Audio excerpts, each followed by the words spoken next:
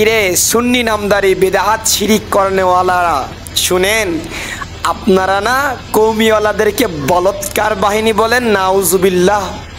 সেটা আপনারা বলেন না, নিজেদেরকে সুন্নি দাবি করেন, নবীজির সুন্নাহ মানেন না, নবীজির সুন্নাত নিয়ে আপনারা শিরিক বেদাতে মত্ত হয়ে গেছেন আর নিজেদেরকে বড় ভাবেন।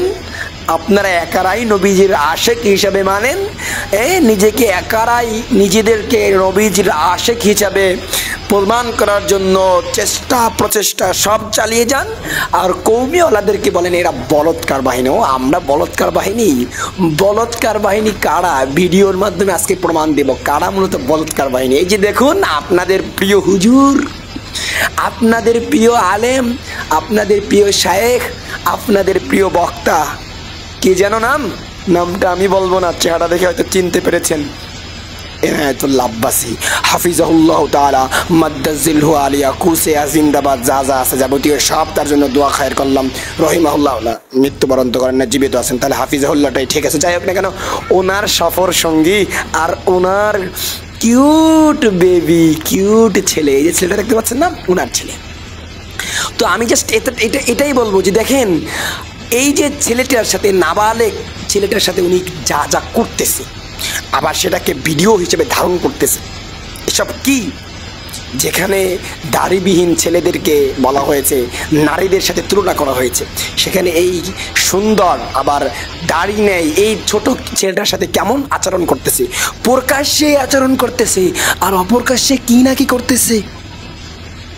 হ্যাঁ, এই সুন্নিরা যারা আমাদেরকে বলৎকার বাহিনী বলে, এরাই ক্রমান্বয়ে বংশ পরস্পর বলৎকার করে আছে। হয়তো এখন এটা বলবো না, বললে হয়তো আমার গুনাহ হবে, জানি না। তারপর জন্নুল মুমিনিন খয়র, মুমিনদের উপর ভালো ধারণা করা উচিত। আব্বাসী সাহেবকে আমি খুব ভালো মানুষ হিসেবে জানি, ভালো আলেম হিসেবে জানি।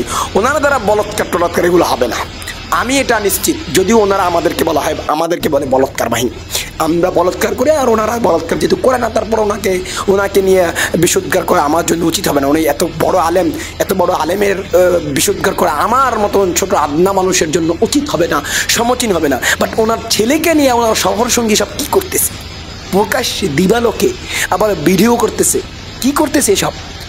আর যখন অস্পষ্ট পর্দার আড়ালে, তখন কি না কি করে আপনারা ভেবে নেন এইটুকু দেখে। তো আমাদেরকে আপনারা বলৎকার বাহিনী বলেন? আল্লাহ বলেন না, তুমি এমন একজন নিরপরাধ মানুষ যার বিরুদ্ধে বলৎকারের অভিযোগ দিবা, অথবা কোনো গুনার অভিযোগ দিবা, সেই গুনাটা কিংবা যাই হোক না কেন সেটা সে করেনি, সে মুজরিম না, তুমি তাকে মুজরিম বানাচ্ছ, তুমি তাকে জারিম বানাচ্ছ, কিন্তু সে জারিম না, সে মুজরিম না, তাহলে মনে করবা ওই অপরাধটা এক পর্যায়ে তোমার গায়ে এসে লাগবে। কোনো একদিন হয়তো কোনো কৌশলে তুমি অপরাধটা শয়তানের ধোকায় করে ফেলবা, আর সেই তবকাটা আর সেই অপরাধটা তোমার গায়ে লাগবে। এই যে দেখেন, তারা আমাদেরকে বলৎকার বাহিনী বলে। অথচ আমরা দেখেছি কিছুদিন আগে তাদের একজন সুন্নি, নাম বলবো না, তাদের একজন সুন্নি ইমাম খতিবকে মানুষ গণধুলাই দিয়ে হত্যা করেছে। কেন? বলৎকার করেছে জন্য। শুনলাম না তো কোনো কওমি আলেম কাউকে গণধুলাই দিয়ে হত্যা করেছে বলৎকার করার জন্য। হ্যাঁ, আমাদেরটা হয় রিয়েল আর তাদেরটা হয় অভিযোগ। আমাদেরটা সঠিক আর তাদেরটা হয় অভিযোগ। না, আসলে বলৎকার এইগুলো নির্দিষ্ট কোনো তরিকার মানহাজের মানুষ করে না, এই সমস্ত গুনাহ নির্দিষ্ট কোনো মানহাজের মানুষ করে না। এগুলো হয়তো বা সকল শ্রেণীর মধ্যে থাকতে পারে, হয়তো অনেকের রুচি খারাপ থাকতে পারে, তাদের মাধ্যমে এগুলো হতে পারে, আর তারা আল্লাহর কাছে ক্ষমা চাইবে। জানি না আল্লাহ তাদের মাফ করে কি করে না, এটা আল্লাহ তাআলা এবং তার বান্দার ব্যক্তিগত ব্যাপার, এটা আমাদের ব্যাপার না। কিন্তু কথা হচ্ছে এটা যে আপনারা কেন এই নির্দিষ্ট মানহাজ আমাদের কওমিওয়ালাদেরকে বলৎকার বাহিনী এটা ওটা বলে যাচ্ছেন।